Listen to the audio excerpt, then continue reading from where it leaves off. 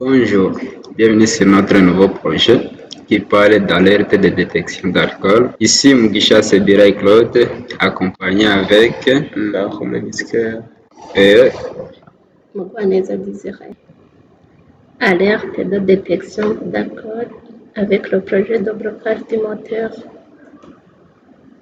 Nous rencontrons généralement des cas de conduite en état d'ivresse où les conducteurs ivres ont un accident de voiture sous l'influence de l'alcool, causant des dommages matériels et humains. Nous proposons donc ici un système innovant pour éliminer de tels cas.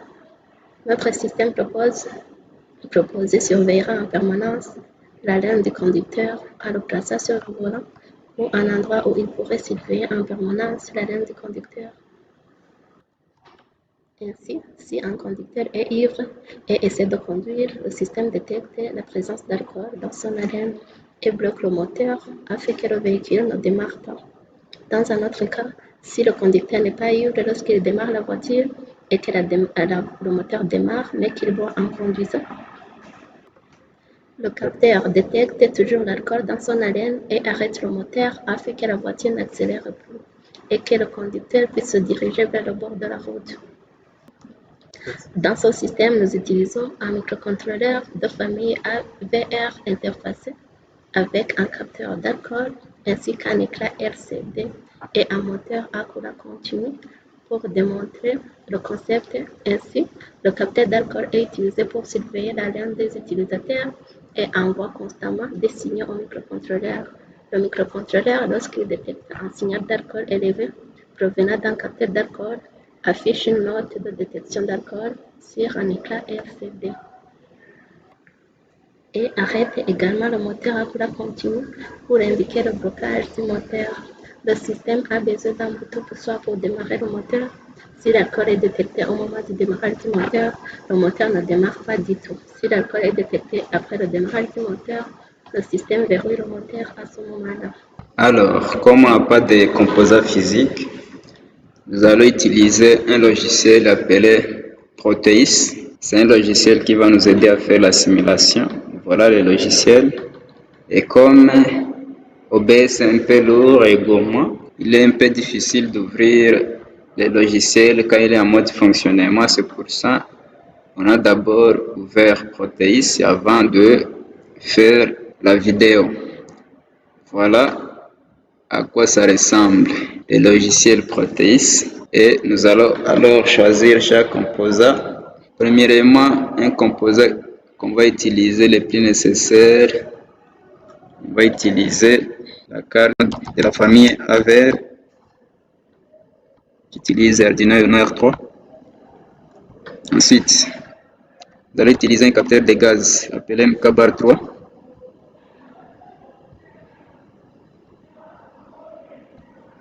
Vous allez utiliser moteur à courant continu.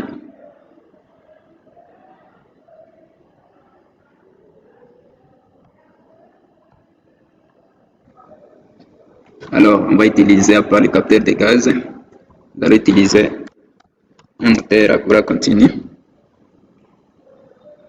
À part le moteur à courant continu, je vais utiliser 3 LED dont je vais vous donner la fonction de chaque LED juste un peu après.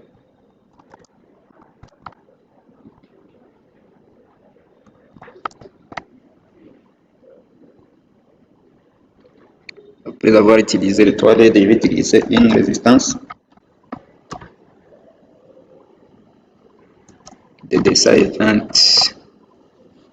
ohms, 3 watts, 220 ohms. À part la résistance, je vais utiliser un bouton poussoir pour les commandes du moteur. On va commencer avec le montage.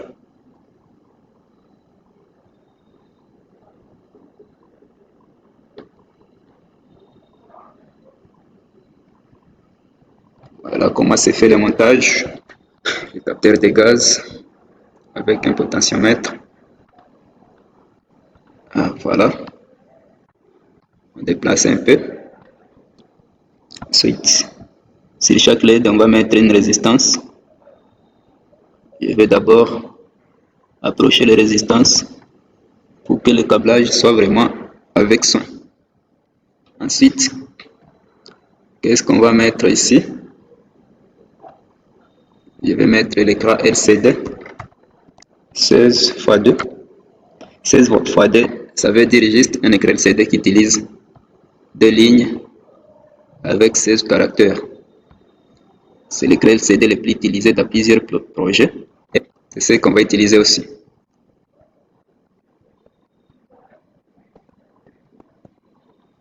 On va aussi mettre un buzzer. Alors, pour le câblage, je vais mettre la vidéo en pause pour que la vidéo ne soit pas trop longue. Je vous retrouve juste un peu après. Et voilà, le câblage est presque fini. Je suis en train d'utiliser un petit label pour que le câblage d'un protéine soit avec esthétique. Vous voyez très bien qu'il n'y a pas beaucoup trop de câbles, pourtant je suis presque à la fin. Ce petit label, ça nous aide à spécifier les broches en double clic seulement si le label est, on les renomme comme on veut. Voilà. Je vais ajouter la masse. Il y a apparemment des endroits où je n'ai pas ajouté la masse. Ça, c'est la masse. Ça, c'est l'alimentation des broches.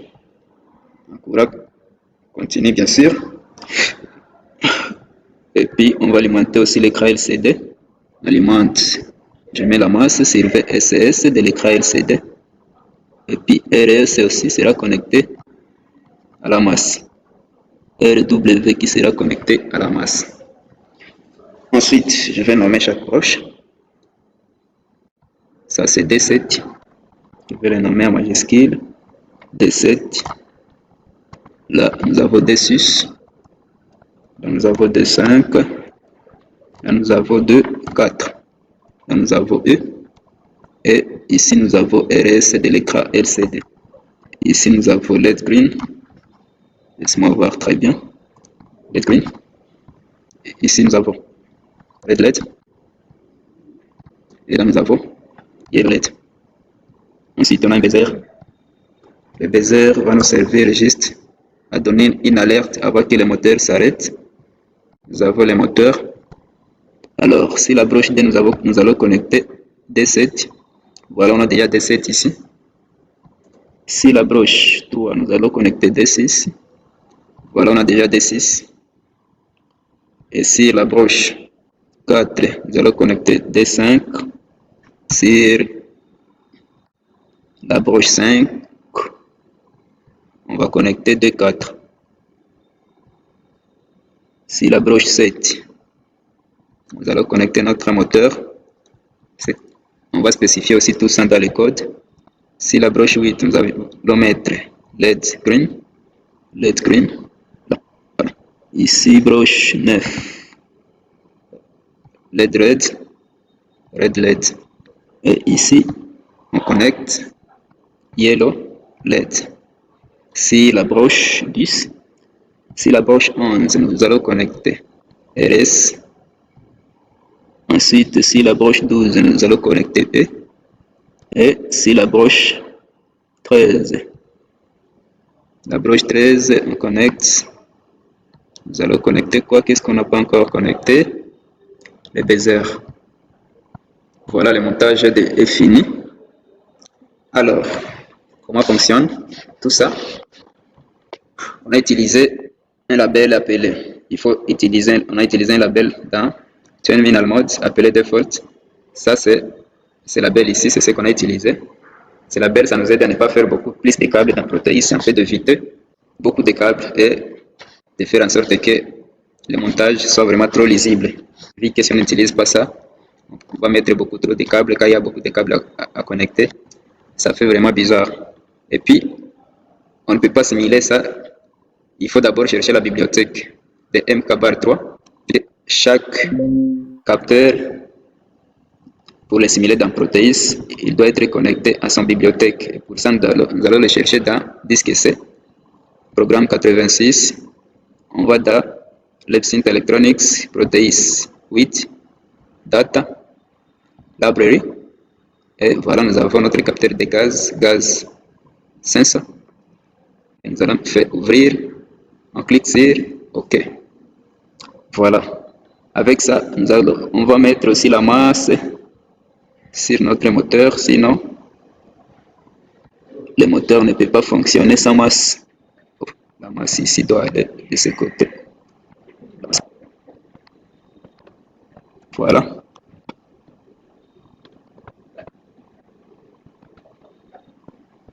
Et voilà, et là il nous manque juste les codes. Et pour cela, nous allons aller dans le logiciel Arduino Uno pour montrer les codes. Alors, je vais spécifier une chose, c'est qu'on va d'abord écrire ces codes qu'on va expliquer juste. Et après, pour éviter que la vidéo soit beaucoup plus longue, on doit aussi mettre la masse sur le potentiomètre. Alors, après le montage, nous allons devoir vous montrer les codes qu'on va utiliser dans le logiciel Arduino. Alors, nous voilà là, on est dans le logiciel Arduino. On va devoir expliquer code ligne par ligne. Comme on utilise le logiciel Arduino et dans notre code, on a utilisé l'écran LCD. L'écran LCD qu'on a utilisé va fonctionner avec une bibliothèque qu'on va appeler Liquid Crystal. C'est par là qu'on a d'abord appelé la bibliothèque Arduino, la bibliothèque Arduino de l'écran LCD. Ensuite, nous avons initialisé les pins de chaque broche de notre écran LCD. Ensuite, on a fait la définition des pins. Pour chaque pin qu'on a utilisé, on a fait la définition. Alors, on a appelé les constantes pour que lors des mises en marche, tout ce qu'on va appeler par la suite soit constant. Alcool pin, c'est la broche là où on a mis les capteurs d'alcool. Ensuite, nous avons motor pin, là on a mis les moteurs sur broche 7, potentiomètre sur A0. Les A veut dire les valeurs analogiques et tous les autres, ce sont des valeurs numériques. Ensuite, nous avons mis les booléennes dans notre programme juste pour suivre les temps de chaque diviseur pour chaque mouvement. Et nous avons mis un autre booléen des moteurs pour l'initialiser au démarrage qu'ils soient éteints. Ensuite, dans Void Setup, on a essayé d'initialiser tous les broches du moteur de l'écran LCD pour montrer ceux qui sont à l'entrée, ceux qui sont à la sortie. Ensuite, LCD Begin, ça veut dire qu'on va utiliser 16 lignes, qu'on va utiliser 16 caractères sur 2 lignes de l'écran LCD vu qu'on a utilisé l'écran LCD 16 x 2. Serial Begin, ça c'est pour le débogage et les moniteurs série. Ensuite, on a fait une fonction LCD Blink juste pour allumer l'écran LCD avant de faire quoi que ce soit sur l'écran LCD. Ensuite, on a appelé LCD set cursor, c'est une fonction juste pour dire à l'écran LCD là où on va écrire le caractère. 00, ça veut dire première ligne et à la première colonne. Premièrement, on parle de détection d'alcool. Ensuite, après 2 secondes, ça va s'effacer. Puis après, nous avons dans void loop. Premièrement, dans void loop, on commence d'abord à lire les valeurs des capteurs. Int sensor value égale analogic read alcool pin. Pour dire que les valeurs du capteur qu'on va lire, ce sont des valeurs analogiques.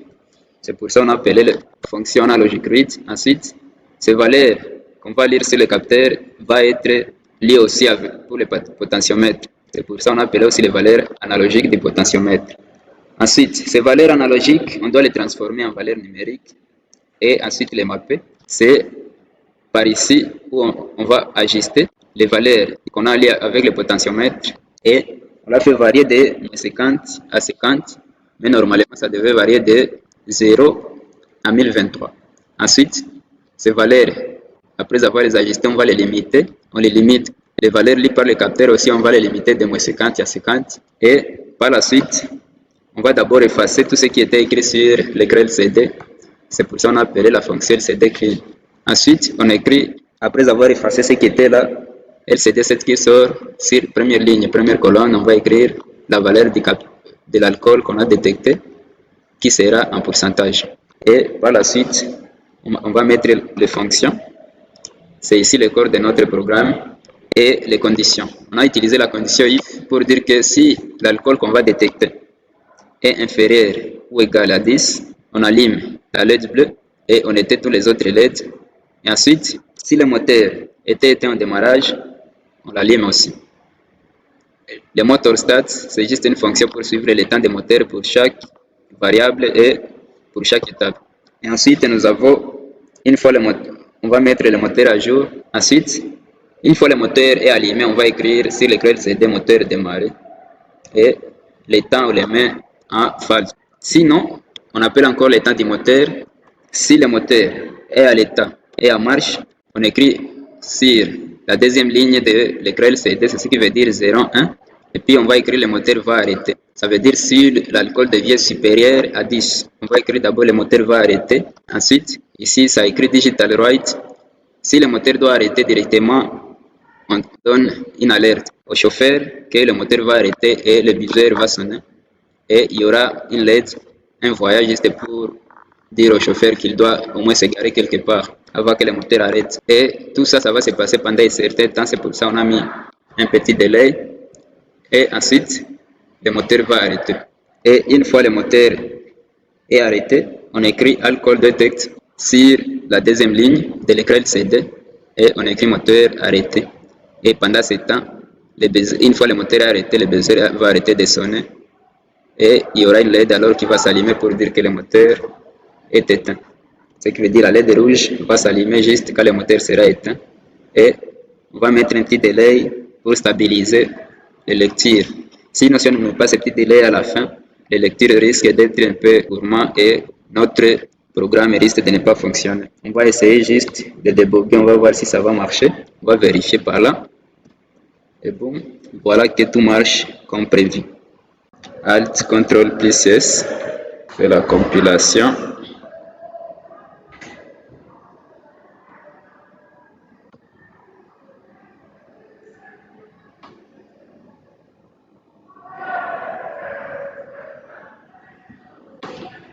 Voilà, compilation terminée.